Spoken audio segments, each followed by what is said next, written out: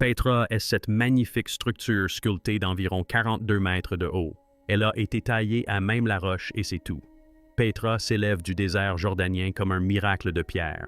Mais que se passerait-il si tout ce que nous savons à son sujet était faux? Longtemps considérée comme un chef-d'œuvre de l'ingénierie antique, cette opulente cité nabotique arborait jadis des fontaines en cascade, des bassins cachés et des monuments sculptés plus hauts qu'un immeuble de 10 étages. Sans échafaudage, sans plan, sans jamais prendre de recul pour observer l'œuvre. Petra n'est pas le début de l'histoire. Elle pourrait bien en être la fin. Lorsqu'un drone équipé d'un radar à pénétration 100 fois plus profonde a scanné la plus ancienne structure de Petra, les scientifiques ont été stupéfaits. Sous une symétrie parfaite, une géométrie à l'épreuve des séismes et une acoustique rivalisant avec celle des salles de concert modernes, le radar a révélé des vides anormaux, des couches enfouies et des motifs d'une précision telle qu'ils ne devraient pas exister dans la roche. Aucune inscription, aucun outil, aucun débris, juste une conception impossible, cachée plus profondément que quiconque ne l'avait jamais cherchée. Avant de vous révéler la suite des découvertes de la numérisation, n'hésitez pas à aimer cette vidéo et à vous abonner. De telles découvertes ne restent pas longtemps secrètes. Une précision incroyable. Lorsque les ingénieurs ont numérisé pour la première fois le trésor de Petra grâce à la photogrammétrie haute résolution en 2023, ils s'attendaient à confirmer ce que les manuels scolaires répétaient depuis des décennies. Les Nabatéens ont sculpté un magnifique monument à l'aide de techniques de soustraction élémentaire. Au lieu de cela, les scans ont renvoyé des mesures qui ont amené plusieurs chercheurs à supposer que le logiciel dysfonctionnait. La façade, qui s'étend sur 25 mètres de large et culmine à 39 mètres de hauteur, présente une symétrie à 20 mm près. Un degré de précision généralement atteint grâce à la modélisation laser ou aux fraiseuses industrielles pour la pierre. Or, cette façade a été sculptée il y a 2 ans par des artisans travaillant à flanc de falaise, taillant le grès vers le bas avec des outils que l'on pense être en bronze. La Dr Judith Mackenzie d'Oxford a écrit que la seule explication possible à une telle harmonie est que les bâtisseurs maîtrisaient des relations mathématiques telles que le rapport 3. 2 est le nombre d'or avant même de commencer à sculpter, ce qui signifie qu'ils avaient un plan détaillé pour chaque pierre extraite. Mais voici le paradoxe qui interpelle tous les archéologues ayant visité le site lorsqu'on creuse de haut en bas. Il est impossible de prendre du recul pour vérifier son travail. Aucun point de vue à l'intérieur de l'étroit canyon ne permet d'embrasser du regard l'ensemble de la façade. Les architectes modernes utilisent des drones, l'imagerie tridimensionnelle et la modélisation numérique pour garantir la précision des proportions des édifices de grande hauteur. Les Nabatéens auraient accompli le même exploit sans même pouvoir observer la structure dans son intégralité. L'une des découvertes les plus surprenantes a eu lieu lors du catalogage des marques d'outils par des archéologues jordaniens. Chaque coup de ciseau semble presque identique en profondeur et en angle, comme s'il était exécuté par un mécanisme de précision plutôt que par des mains humaines. Les spécialistes de la taille de pierre soulignent que la fatigue à elle seule devrait engendrer des variations, après 1 heure de sculpture en hauteur. La main d'un sculpteur moderne modifie naturellement l'angle, la pression et le rythme de son geste. Pourtant, à Petra, aucune trace de cette instabilité humaine n'est visible. Certains théoriciens avancent que les Nabatéens auraient pu utiliser des méthodes de projection géométrique primitives similaires à celles décrites plus tard dans les manuels d'ingénierie romains. Mais rien ne prouve que cette technique ait existé dans cette région. D'autres suggèrent l'utilisation possible d'un type inconnu de gabarit de stabilisation de la pierre ou d'un moule négatif en bois, mais aucune trace n'a été retrouvée. Ce qui est certain, c'est que 8,55 mètres cubes de grès ont été enlevés avec une régularité qui, selon les maîtres tailleurs de pierre italiens ayant examiné la façade de visu, serait impossible sans machine moderne. Et c'est cette affirmation qui alimente le mystère plus profond de Petra. Sachant que la précision de Petra est impossible, il nous faut explorer le mystère acoustique qui défie toute explication.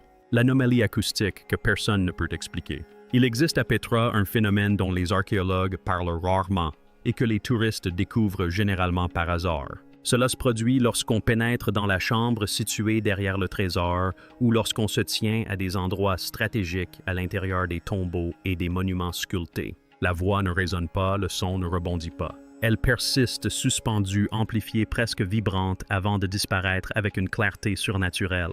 Des ingénieurs acousticiens ayant étudié l'Alcaz et le prétendu monastère en 2019 ont découvert que les chambres intérieures présentent des profils de résonance similaires à ceux d'auditoriums construits à cet effet. à ceci près que ces chambres n'ont pas été construites. Elles ont été creusées dans la roche.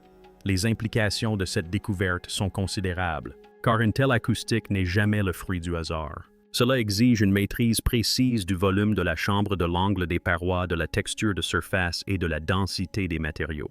Ces paramètres doivent être calculés avant toute sculpture.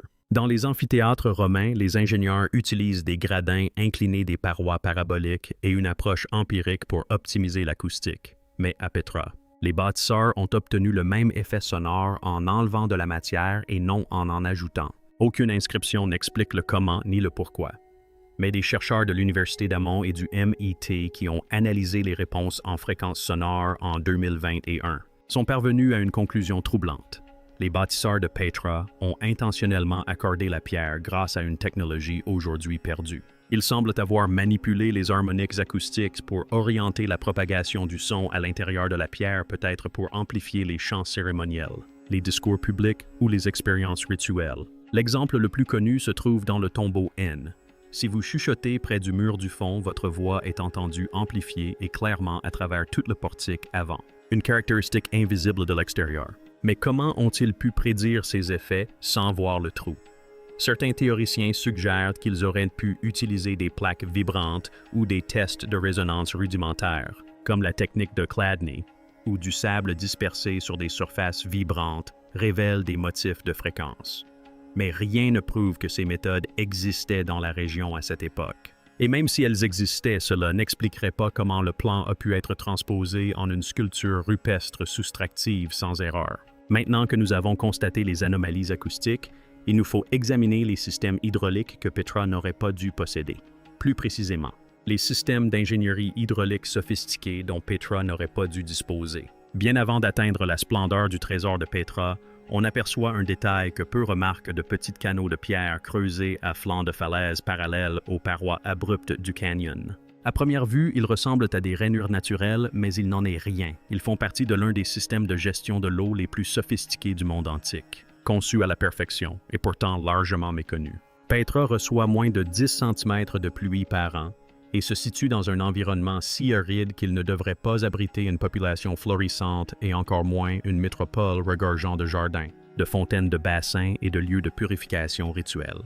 Pourtant, à son apogée, Petra non seulement abritait des dizaines de milliers d'habitants, mais exportait également de l'eau vers les localités environnantes, comme en 2015. Des hydrologues du King's College de Londres ont publié un rapport révolutionnaire après avoir cartographié les systèmes d'eau souterrain et escarpés de Petra à l'aide d'un radar à pénétration de sol et de relevés satellitaires infrarouges. Leur découverte les ont stupéfiés, un vaste réseau de canalisation caché de conduites en céramique de chambres de régulation de pression et de régulateurs hydrauliques. Taillés avec une telle précision qu'ils pouvaient maintenir des débits constants sur des kilomètres de terrain accidenté. Plus remarquable encore, les canaux étaient recouverts d'un enduit imperméable et munis de pièges à soie pour éviter les obstructions, une technologie qui n'était pas attendue dans cette région avant au moins 1000 ans. Un aqueduc principal creusé dans des falaises de grès verticales présentait une pente de seulement 30 mètres sur une longueur de 7 km, assurant ainsi la circulation de l'eau sans stagnation ni débordement. Un tel contrôle de la pente exige des outils topographiques modernes. Les Nabatéens n'en possédaient pas, du moins le pensions-nous, mais le mystère s'épaissit. Certains segments du système d'aqueduc de Petra traversent la roche-mère selon des angles et des racines qui suggèrent une connaissance préexistante de la géologie du sous-sol. Pas de faux tunnels, pas de sondage. Chaque coupe est cohérente. C'est comme si les concepteurs savaient déjà où se situaient les failles, les couches tendres et les filons aquifères, sans avoir recours à des outils sismiques. Certains avancent aujourd'hui l'hypothèse qu'ils avaient hérité ou préservé des techniques géo-intuitives.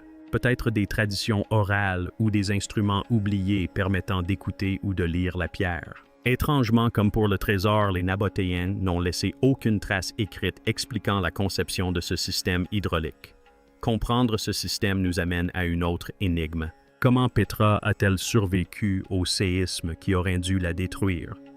Pourquoi Petra a-t-elle survécu à ces séismes? Petra se situe dans l'une des régions les plus sismiques du Moyen-Orient. La faille transformante de la mer Morte passe à moins de 60 km et les archives historiques confirment qu'au moins 5 séismes majeurs ont frappé la région entre le 1er et le 8e siècle. En théorie, les monuments de Petra devraient être réduits en ruines. Les façades verticales taillées dans un grès fragile sont particulièrement vulnérables aux cisaillements sismiques. Pourtant, le trésor, le monastère et des dizaines de tombeaux imposants sont restés debout, tandis que les ajouts romains postérieurs se sont effondrés. En 2014, une étude sismique conjointe menée par le département des Antiquités de Jordanie et des chercheurs de l'ETH Zurich a examiné la propagation des fractures à travers les monuments de Petra. Leurs conclusions furent inattendues, les fissures de tension s'arrêtent brusquement au niveau de transitions sculptées spécifiques. Au lieu de se propager à travers la structure comme le prédit la physique, ces ruptures de contraintes agissent comme des amortisseurs dissipant l'énergie sismique au lieu de l'amplifier. Les bâtiments parasismiques modernes utilisent des joints de dilatation des couches flexibles et des pointes faibles conçus à cet effet pour prévenir un effondrement catastrophique. Petra semble présenter ces caractéristiques, mais taillées directement dans la roche. Certaines colonnes ne sont pas entièrement fixées à la paroi rocheuse. Certains angles sont légèrement décalés de quelques millimètres par rapport au mur du fond. Il ne s'agit pas d'erreur, mais de séparation intentionnelle permettant des micro-mouvements lors des secousses sismiques. Plus intriguant encore, les cannelures verticales des colonnes et les reliefs en retrait augmentent la surface, réduisant subtilement la résonance pendant les secousses. Les sismologues qualifient ce phénomène d'amortissement passif des vibrations, un concept qui n'a été formellement étudié qu'au 20e siècle. Le détail le plus étonnant se cache sous terre. Les relevés par radar à pénétration de sol révèlent que plusieurs façades importantes sont adossées à des chambres de relief, des espaces vides creusés derrière la surface visible. L'excavation est par nature destructive. C'est une façon d'observer ce qui se trouve en dessous, un peu comme on passerait une radiographie avant une opération. Ces vides réduisent la masse et diminuent la charge sismique des structures, à l'instar des noyaux creux utilisés dans les gratte-ciels modernes. Ces chambres n'ont aucune vocation décorative. Elles ne servent pas à la sépulture. Leur seul avantage évident réside dans leur résistance structurelle. Pourtant, aucun texte ancien ne décrit une telle technique. Les théories divergent.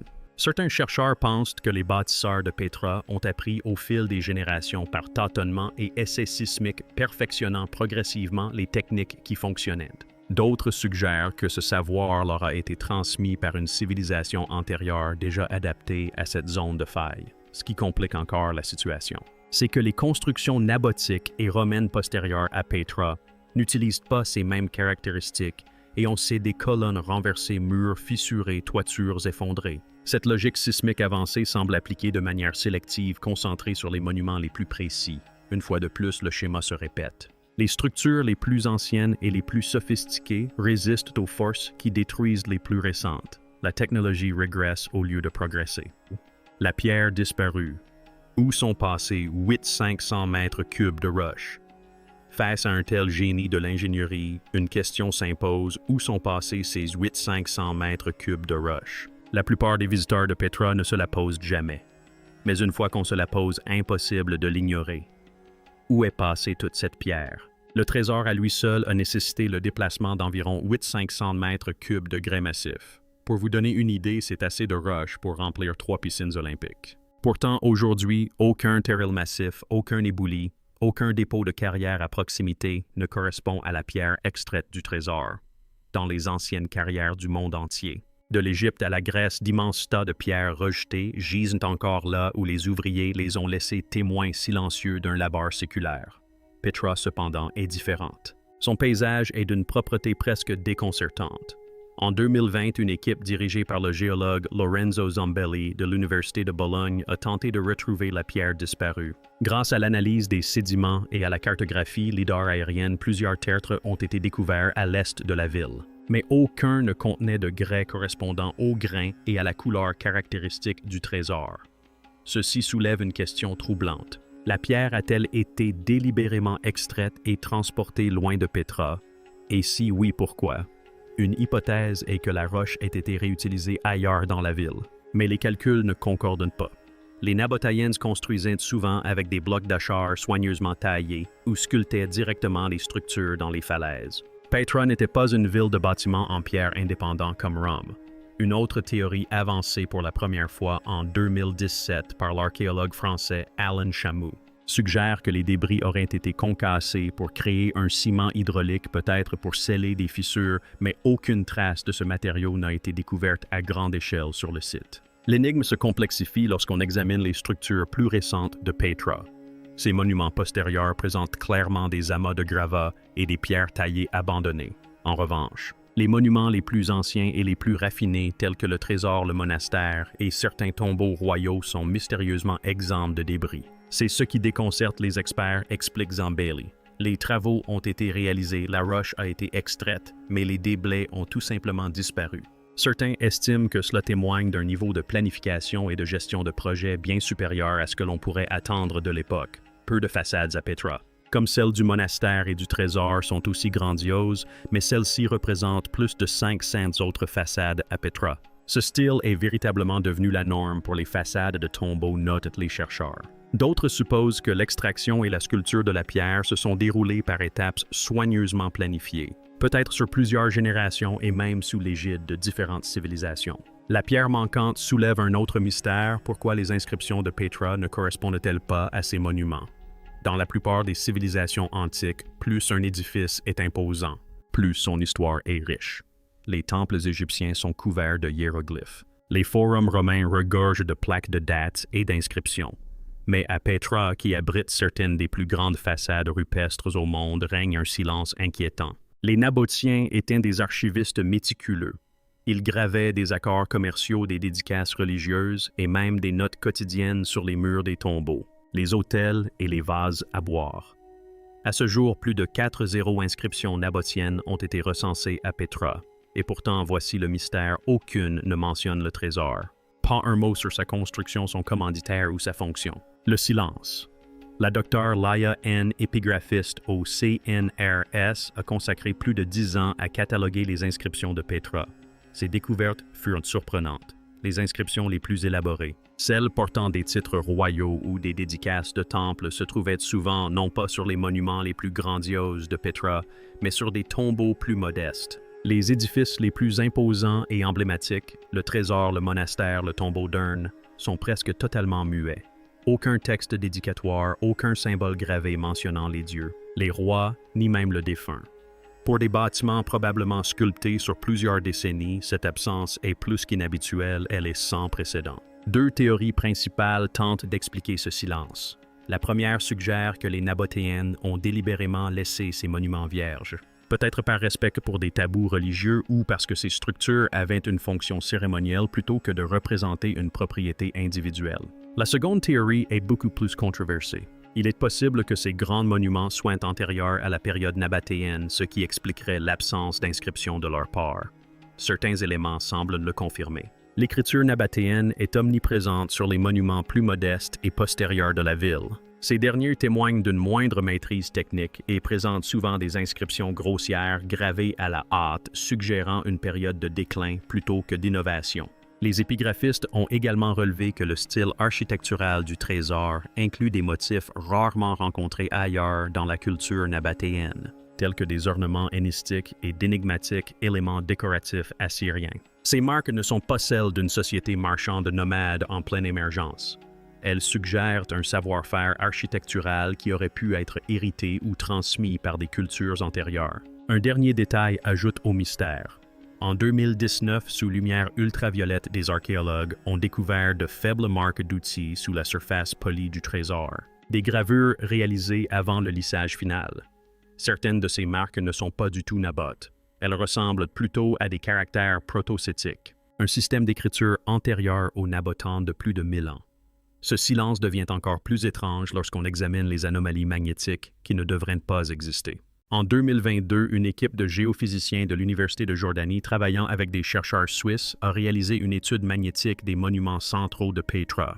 Leur mission était de routine cartographier les variations souterraines susceptibles de révéler des chambres cachées ou d'anciens passages empruntés par les ouvriers. Mais leurs découvertes furent tout sauf ordinaires. Plusieurs sites clés, notamment le trésor, le monastère et les tombeaux royaux, présentaient d'inhabituelles anomalies magnétiques. Les boussoles dérivaient visiblement jusqu'à 6 degrés près de certaines niches creusées avant de revenir à la normale à quelques mètres de distance. On pensa d'abord que cela était dû à la présence d'oxyde de fer naturel dans le grès. Mais les carottes de forage prélevées à ces endroits ne révélèrent aucune concentration significative de minéraux magnétiques. Chimiquement, le grès était identique aux zones environnantes, ne présentant aucune interférence.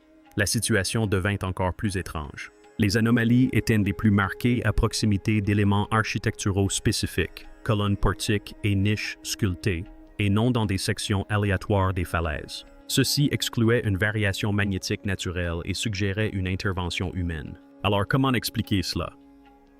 Une hypothèse est que les Nabatéens ou ceux qui ont construit les premiers monuments de Petra avaient peut-être connaissance du magnétisme ou réagissaient d'une manière ou d'une autre à des flux géomagnétiques naturels. Cela paraît extraordinaire, mais il existe des précédents historiques. Certains temples antiques en Inde et en Égypte sont alignés sur le nord magnétique plutôt que sur le nord géographique. Et certains contiennent même des fragments de pierre chargés qui créent des champs magnétiques localisés. Petra pourrait-elle receler un secret similaire? Une théorie plus radicale est proposée par la géophysicienne Mina Abdul-Radzi. Elle suggère que ces anomalies pourraient ne pas être intentionnelles, mais plutôt des effets résiduels. Il est possible que la roche ait été exposée à une chaleur intense ou à de l'énergie électromagnétique dans un passé lointain, ce qui aurait laissé une signature magnétique altérée. Cela soulève des questions que peu d'archéologues osent explorer. Quel processus pourrait modifier de façon permanente le champ magnétique de la pierre? Et pourquoi ces altérations se situent-elles toujours à proximité des structures les plus précises et les plus mystérieuses de Petra? Pour ajouter à l'énigme des magnétomètres embarqués sur des drones ont détecté des anomalies similaires dans des zones inexplorées, sous ce qui pourrait être des chambres souterraines non cartographiées ou des bâtiments effondrés.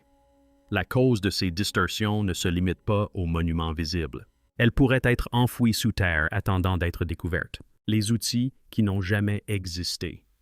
Ces distorsions magnétiques révèlent une dernière pièce du puzzle, ce qu'ils n'ont jamais laissé derrière eux. Pour une civilisation capable de tailler des villes entières dans la roche, l'un des plus grands mystères de Petra n'est pas ce qui a été construit, mais ce qui n'a jamais été retrouvé. En plus d'un siècle de fouilles archéologiques impliquant plus de 85 missions internationales, les chercheurs ont mis au jour des temples des tombeaux, des systèmes hydrauliques et même des chambres inachevées. Mais les outils, presque rien. Aucun stock confirmé de ciseaux, aucun fragment d'échafaudage, aucun marteau usé. Aucun débris de construction témoignant de l'utilisation active des outils nabatéens. Les rares outils découverts à proximité des chantiers sont soit cérémoniels, soit trop rudimentaires pour avoir permis d'obtenir les lignes d'une pureté incroyable. Les angles vifs et la précision millimétrique des détails des structures les plus célèbres de Petra. La plupart sont en bronze ou en fer et ne présentent tout simplement pas la précision des marques visibles sur le trésor ou le monastère, en 2021. Une étude détaillée des matériaux menée par l'Institut archéologique allemand a confirmé que l'absence de débris d'outils sur les principaux monuments de Petra est inexplicable. Un site de cette envergure devrait receler des centaines, voire des milliers d'outils brisés ou mis au rebut enfouis à la base de ses façades sculptées, or on n'en trouve aucun. Comparons cela à l'Égypte, où les carrières abandonnées près d'Aswan regorgent de percuteurs et de ciseaux de cuivre, ou à la Grèce, où les blocs de pierre conservent les marques de chaque étape de leur construction, souvent avec les outils laissés à proximité. À Petra, c'est comme si les outils n'avaient jamais été laissés sur place ou qu'ils avaient été retirés avec une précision chirurgicale. Cette observation a donné naissance à une hypothèse controversée. Mais de plus en plus débattu, peut-être les sculpteurs de Petra utilisaient-ils un type d'outil disparu, fabriqué à partir de matériaux périssables, ou des outils délibérément détruits ou emportés pour des raisons qui nous échappent. Certains théoriciens radicaux vont encore plus loin, suggérant que ce que nous percevons comme des marques d'outils pourrait ne pas provenir d'outils, mais être le résultat d'un processus que nous ne reconnaissons plus, une méthode de taille de la pierre, ne laissant aucune trace d'instrument. C'est ce qu'a révélé le radar à pénétration 100 fois plus profonde. Et voici maintenant ce que le radar à pénétration 100 fois plus profonde du drone a découvert sous le trésor de Petra. Le scan a révélé des cavités anormales sculptées avec une précision géométrique des couches enfouies formant des chambres interconnectées sous le monument, et des motifs dans la roche-mère qui suggèrent une conception intentionnelle plutôt qu'une formation naturelle. Ces structures cachées s'alignent parfaitement avec les caractéristiques de surface, les chambres acoustiques, les séparations parasismiques et les anomalies magnétiques. Quelle que soit la technologie à l'origine de l'incroyable précision de Petra, elle ne s'est pas arrêtée à la surface. Elle a pénétré profondément dans la roche, créant une architecture tridimensionnelle qui relie tous les éléments évoqués en un système unifié et inexpliqué. Petra a toujours été un mystère figé dans la pierre, mais le balayage radar du drone a révélé quelque chose de bien plus étrange que quiconque ne l'imaginait. Ce que nous pensions être l'œuvre d'une civilisation de marchands nomades semble désormais être tout autre chose. Peut-être le vestige d'une civilisation disparue. Peut-être un savoir ancestral d'une époque antérieure à l'histoire écrite. Ou peut-être quelque chose que nous ne sommes pas encore capables de comprendre. L'impossible précision, l'ingénierie acoustique, la résistance au séisme, la pierre qui disparaît, les inscriptions silencieuses, les anomalies magnétiques, les outils disparus. Chaque mystère que nous avons exploré n'était pas une énigme isolée. C'était autant d'indices pointant vers ce qui se cache en dessous. Le trésor de Petra n'est peut-être pas un trésor du tout. Il pourrait s'agir d'une porte d'entrée d'un repère d'une clé vers un monde souterrain scellé depuis des millénaires. Et maintenant, pour la première fois dans l'histoire de l'humanité, nous savons qu'il est là. La question n'est plus de savoir comment Petra a été construite, mais dans quel but. Et plus important encore, peut-être, qu'est-ce qui reste encore à découvrir sous terre. Si cette découverte vous a autant stupéfié que l'équipe de recherche, n'hésitez pas à liker et à vous abonner. Car lorsqu'ils ouvriront enfin cette chambre scellée à 35 mètres sous le trésor, vous voudrez être parmi les premiers à savoir ce qu'ils y trouveront. Le passé n'est pas seulement enfoui à Petra. Il est caché à la vue de tous, gravé dans la pierre, attendant qu'on ose regarder au plus profond de soi pour le révéler.